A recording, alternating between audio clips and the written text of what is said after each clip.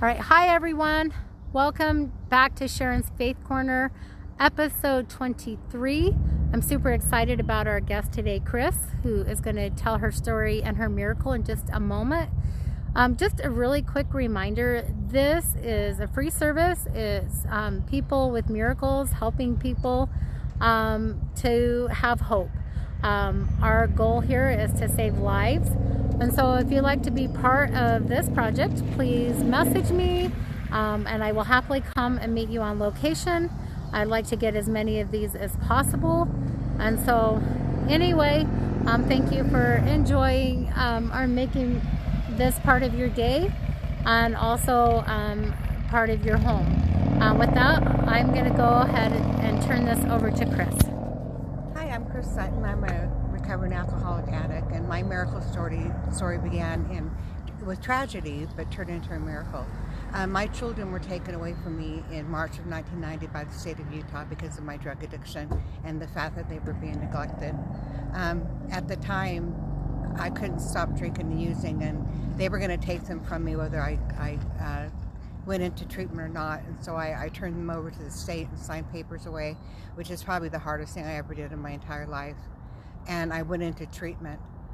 What I didn't understand about treatment and Alcoholics Anonymous and stuff like that is that there is recovery. I thought that my life would be a morass of drugs and alcohol and shooting drugs and popping pills for the rest of my life. I didn't know that there was a solution. Through treatment, I got into Alcoholics Anonymous and got a sponsor, and I learned how to be abstinent from drugs and alcohol. And it was the first time in my life that I had hope. I had hope that maybe my life could be different. The miracle is that I had a lot of stuff that I had to do through the state of Utah, here in Utah, to get those children back. It took me 1.5 years to do it, but I eventually got my children back. And the thing about that was scary is that AA teaches you to have a higher power. And my higher power was an old higher power that I had that really wasn't working for me. And I was really looking for a new higher power. And at the time here in Utah, there was a little church that was ministering to the recovery community called Hope Chapel. I don't know if you remember them, Sharon. Yeah. Anyway, my sponsor was going there, and a lot of people that I knew, and I decided to go there one day on a Sunday, and that's when I met Jesus. And my life has never been the same.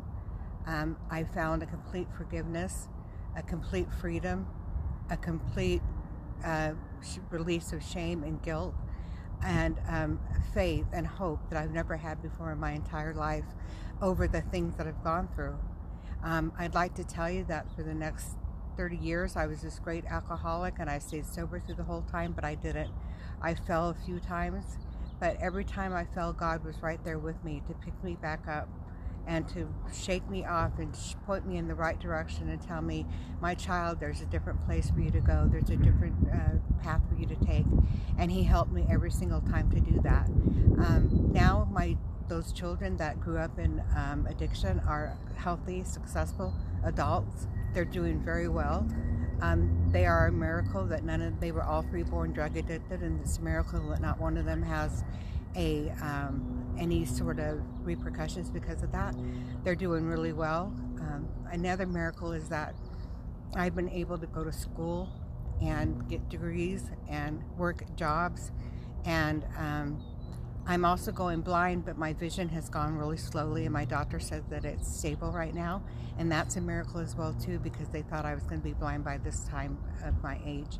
So I've had all these miracles in my life that God has been the author of, that he has come in and swooped in and taken care of. And it's only because he loves me. It's because he loves me so much, and he loves you so much. You know, when I lost my children, I was homeless. I was considered homeless for 2 years.